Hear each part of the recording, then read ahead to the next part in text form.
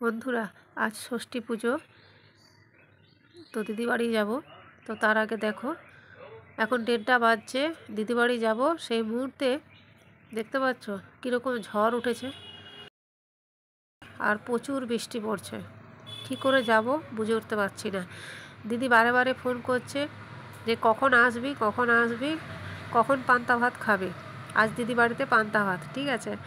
তো ষষ্ঠী দিনে ওদের পান্তা ভাত খায়, কোনো টাটকা জিনিস খেতে নেই, গরম জিনিস খেতে নেই। তো দিদি বাড়িতে প্রতি বছরই যাই খেতে। কালকে গিয়েছিলাম, দিয়ে আবার চলে এসেছি। এসে আবার আজ যেহেতু বৃহস্পতিবার, বাড়িতে পুজো টুজো সেরে তারপর যাব বলে ঠিক করেছি। আর সেই মুহূর্তে বেরোবো, ব্যাস কোথা থেকে মেঘ চলে এলো। তারপরে আচমকা দেখো কত ঝড় বৃষ্টি, দেখতে পাচ্ছ গাছের পাতাগুলো ঝরে ঝরে পড়ছে। তোমাদের ওখানে হচ্ছে কি না একটু জানিও, কাদের কাদের কোন জায়গায় হচ্ছে একটু জানিও। আমাদের এখানে দেখো গাছের পাতাগুলো দেখো, আর গাছগুলোকে দেখো কী হারে দুলছে। প্রচুর ঝড় আর বৃষ্টি। আর এইটা হচ্ছে লাউ গাছ, লাউ গাছের পাতাগুলো দেখো একদম দমড়ে মুচড়ে গেছে। বন্ধুরা, তোমরা বৃষ্টির আওয়াজটা শোনো, তাহলে তোমরা বুঝতে পারবে যে কীভাবে বৃষ্টিটা হচ্ছে।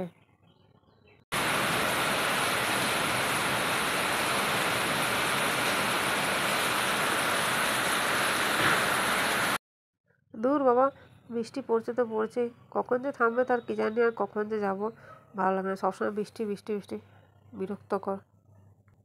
পুজোর দিনে বৃষ্টি পড়লে ভালো লাগে না। দূর বন্ধুরা, গ্রীষ্মকালে যদি এরকম বৃষ্টি হয় তবে তো ভালো লাগবে, কিন্তু শীতকালে কি আর ভালো লাগবে? গোটা এই মাঘ মাসটা প্রায় বৃষ্টিই হয়ে কেটে গেল। আর এই দেখো বৃষ্টিটা একটু থামতে পরে আমরা বেরিয়ে পড়েছি, মেয়ে আর আমি। গাছের ডাল ভেঙে পড়েছে, আর এই যে রাস্তাটার অবস্থা দেখো, ঝড়ে কত নোংরা পড়েছে, মানে গাছের পাতাগুলো সব পড়েছে, দেখতে পাচ্ছ কি ঝড়টাই না হয়েছে। ভাবছিলাম যে কখন বৃষ্টিটা থামবে আর কখন যাব। এখন 2:30 বাজছে, আর কখন গিয়ে খাবো। দিদি তো বকুনি দিচ্ছে যে সকাল সকাল আসিস নি কেন। আসলে বাড়িতে অনেক কাজ থাকে, তো বুঝতেই পারছো। আর এই গাছের দেখছো গাছটা কেমন পড়ে গেছে। আমার দিদি বাড়িতে ওখানে কিন্তু এতটা ঝড় হয়নি। দিদিকে বাড়িতে গিয়ে বলছি, কিন্তু সে বিশ্বাস করতে চাইছে না। আর আমি ভিডিওটা দেখানোর পর তারপর বিশ্বাস করছি। দেখতে ছাতা নিয়ে বেরিয়ে পড়েছি, আর ঠান্ডাও লাগছে বলে একটু ঢাকা ঢুকিয়ে নিয়ে যাচ্ছি, তা না হলে ঠান্ডা লেগে যাওয়ার ভয় থাকবে। ওই জন্য ঢাকা নিয়ে যাচ্ছে, চাদরটা নিয়ে চলে যাচ্ছি। মানে টোটো যখন যাব তখন তো হাওয়াটা লাগবে। দেখো কতটা জল হয়েছে, দেখলেই বুঝতে পারবে কতটা জল হয়েছে। অনেক জায়গায় হয়েছে শুনছি, শুধু এখানে বলে নয়।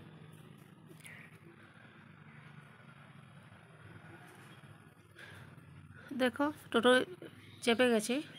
বন্ধুরা, তোমরা সরস্বতী পুজো কেমন কাটালে একটু জানিও। আমার খুব ভালো কেটেছে।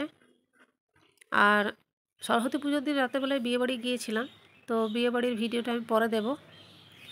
দিদিবাড়ি পৌঁছে গেছি।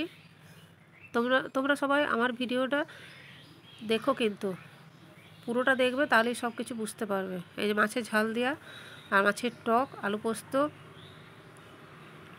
সজনে ফুলের তরকারি, পালং শাকের তরকারি, আর একটা কী করেছে, এটা সব রকম মিশিয়ে ঝাল দেওয়া করেছে। আজকে তো পান্তা ভাত, পান্তা ভাতে দেখো কী কী করেছে। আর এটা হচ্ছে সেই ছিচড়ে ডাল, মানে সব রকম দিয়ে ডাল হয়, বেগুন, আলু, লাল আলু, শিম, তারপরে কলাইশুঁটি, মানে সব কিছু দিয়ে। আর মেয়ে দেখো খেতে বসে গেছে, আমিও খাবো।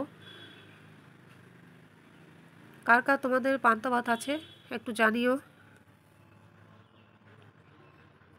পান্তা ভাত খেতে বেশ ভালোই লাগে। তোমাদের পান্তা ভাত খেতে কার কার ভালো লাগে একটু জানিও কিন্তু, ঠিক আছে। আর ভিডিওটা কেমন লাগলো তাও জানিও। ভালো লাগলে লাইক করে দিও আর সাবস্ক্রাইব করে দিও। তো চলো খেয়ে নিই। আজকের মতো ভিডিওটা এখানেই শেষ করছি। আবার দেখা হবে তোমাদের সাথে পরের ভিডিওতে। হ্যাঁ, আর একটা তরকারি কথা বলতে ভুলে গেছিলাম, বাঁধাকপির তরকারি হয়েছিল। তো চলো বন্ধুরা, টাটা, বাই বাই। তোমরা সবাই ভালো থাকো, সুস্থ থেকো, এই বলে ভিডিওটা আমি শেষ করছি।